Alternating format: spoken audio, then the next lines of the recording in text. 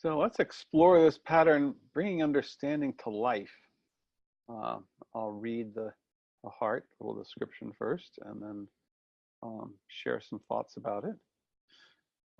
It says, dry, lifeless knowledge fails to draw people into dynamic understanding for individual and collective well-being.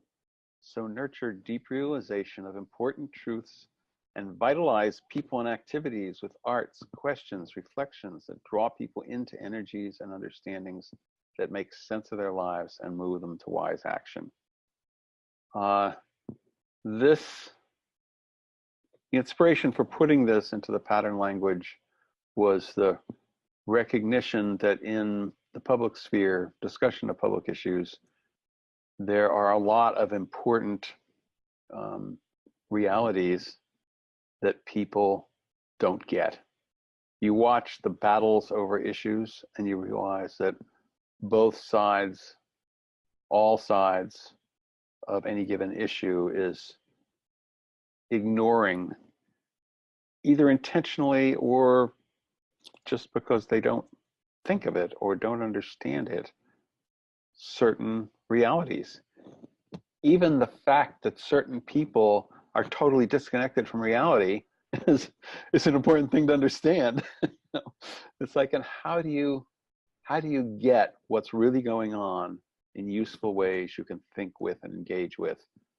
That's a problem if you're thinking about collectively approaching our issues, our situations, whatever, our opportunities, collective opportunities, longings, everything.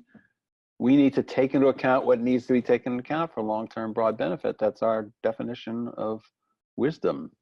And so the fact that people can't see or understand or welcome or engage with certain things means that it could help if there were ways to translate those understandings in ways that they go, oh, suddenly this makes sense. I mean, this is sense making is what's going on here.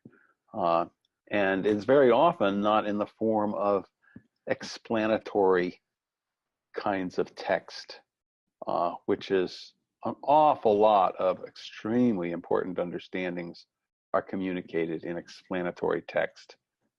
And I'm aware of the limits of that because I do a lot of explanatory text, and I can see how people's responses is not, you need pictures, you need stories, you need, poetry sometimes can get at the deep underlying dynamics, all these different ways of communicating. The blessing and curse of multimodal intelligence, which is another one of the patterns, is that the more different ways you can approach a particular piece of reality, the more you can understand about it. That's fundamental to this pattern language and to the idea of wise democracy. And different people kind of specialize. They have natural inclinations and skills in different forms of intelligence. Narrative intelligence, musical intelligence, bodily intelligence, logical intelligence, intuitive intelligence, all these different kinds of intelligence. And fitting them together is quite a challenge, but they have lots of complementarity, lots of things that they can help. And that's the multimedia engagement kind of thing, multimodal intelligence kind of thing. These are other patterns in the set. All can serve bringing understanding to life. The picture on this card for this pattern is this young woman looking at this archetypal photo called Earthrise, which is from the other side of the moon. These astronauts took the picture of our planet and the sense of our planet being this beautiful, living, the pale blue dot, it was called. This thing that is precious compared to the moon, and that shift, that photograph shifted. I was alive when that happened. I was alive when the first people went into space. I've been around for a while. That shift in perspective was profound. Lots of people take it for granted now because pictures like that are all over the place. Uh, but it was a shift. It brought understanding to life, and lots of people get it now, what's going on with us and the rest of the universe. Uh, and there are other, I remember profound realizations that came with these charts of what the wealth of the 1% compared to, you know, the vast majority of everybody else, the wealth of the 0.01% and the 0.001%. You know, it's like the super wealthy just overwhelm everything, and you can't understand billions. You can barely understand millions. You can kind of understand thousands, but they start to blur. You don't get the relationship between a trillion and a billion. It's like, oh yeah, that's a lot more, but you don't get it that it has 1,000 millions or billions in it, and a billion has 1,000, you know, millions in it. It's just like, the mind can't comprehend it. So having a chart that actually shows it. There's a whole field. A guy named Edward Tufte is a sort of founder of this field of visual presentation of information.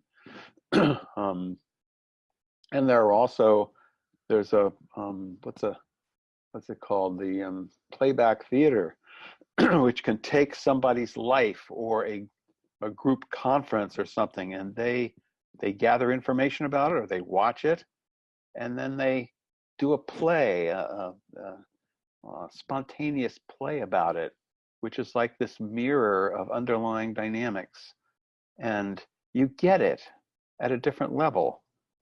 I don't really understand the bodily intelligence very much, but one of the profound things that I experienced, the actual movement, we did a flocking exercise at this conference once, where we were just told to try and keep the same relationship to the people that were immediately around us, the same distance. And as a mass of 30 people, we moved across the room, and we came to a wall. Oh, and the other thing was, if you hit a barrier, turn to your left. That was another of the rules. There were like 3 or 4 rules. And we came to the wall, everybody turned to the left, and suddenly I realized I was in front. I wasn't in front before, but just by turning to the left, suddenly I was in front. I went, whoa. The sense of shifting leadership in a flock came home to me, very deep level. And we're going to have people in this vision, to the extent wise democracy takes off, to the extent you have citizen deliberative councils, et cetera, to the extent you empower them, you are going to have a bunch, for example, of 15 or 100 randomly selected people in a council studying an issue and becoming lay experts in that issue. And they are going to be recommending policy to government, or recommending policy to the citizens, policy or mass action around something or whatever. And we want that to be wise. We want the people to get it, what's going on, to take into account what's going on with that issue. And how do they get briefed? How do they talk to each other? When randomly selected people are not necessarily scientists, not necessarily poets or artists or whatever. They haven't lived through X, Y, and Z that is relevant to the issue they're looking at. If it's all abstract, it's really hard to be wise. It's really hard to get out of your own limited perspective in order to provide greater service to your community. So becoming artists in the broad sense at being able to take specific things that need to be understood and making it so that very different / ordinary people can get it at a deep level. That is a big, big problem and opportunity. And so that's the fundamental thing. There's many other dimensions you could have to this that are just delightful. What should children's books look like? but the most important thing for the wise democracy is this. And then the citizen council or the stakeholder group or whatever needs to be able to relay the understanding they have come up with through, days or weeks or years of deliberative activity and becoming lay experts. Okay, now they're on the other side of expertise. They're experts. How do they communicate what they've learned to the broader public?